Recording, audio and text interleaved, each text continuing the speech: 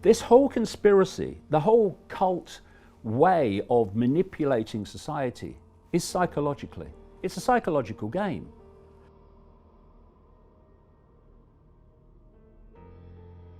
You know, when there's a few of you, and compared with the global population, they are a very few, you can't control people physically. You can do it in a certain area through troops and the army, and what they want to do is do it absolutely through connecting AI to the human brain. But for the moment, they can't. How you have to do it is you have to program people's perceptions, because from perceptions comes behavior.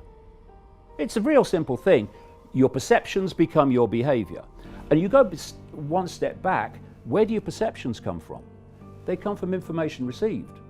So if you control the information, the constant narrative, and most people just believe it because that's all they hear. Repetition is the wonderful, magnificent form of mind control. You control the information, you overwhelmingly control perception among those that don't question. And from perception, you control behavior. And what they're manipulating now, as they do all the time, but here is a wonderful, potent example of it, is they're manipulating this, what appears to be this innate human trait of fear of death, which is an expression of another innate human trait, which is fear of the unknown. So the reptilian brain at the back of the brain is it's a survival mechanism along with other parts of the brain, but this is a big one, the reptilian brain at the back.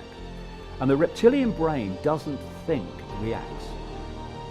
And it's constantly scanning the environment for threats to survival. Not just threats to life, threats to your job, threats to your relationship, threats to everything.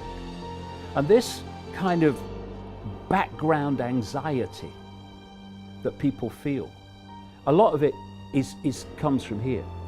And if you're driving your car and someone walks in front of your car, what bangs the brakes on is the reptilian brain, because it doesn't think. It reacts far quicker than the thinking processes react. I mean, when someone walks in front of your car, you're not going to say, "Oh, do you think I should stop? What do you think, dear?" Bang!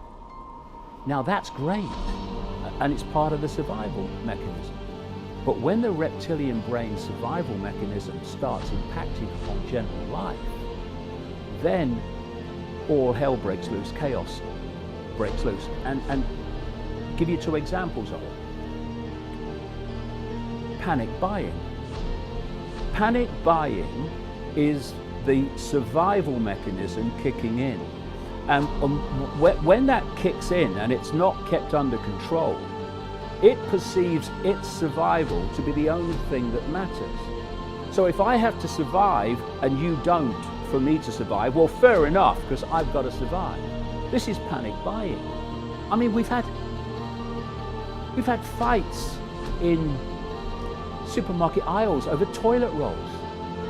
You know, you run out of toilet rolls, use the morning papers. What could be more appropriate? You can't wipe your ass with the BBC and CNN, unfortunately, but if you could, you should. And so this panic buying is this survival mechanism kicking in. And something else comes from that.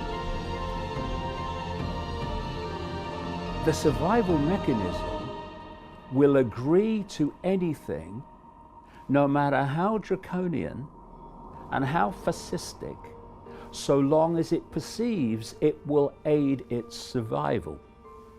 So what a pandemic does, what they call a pandemic, that was declared by Tedros at the World Health Organization anyway, what a pandemic does is it kicks in this survival mechanism, and it means that not only will you accept authority imposing tyranny, you will demand that authority imposes tyranny.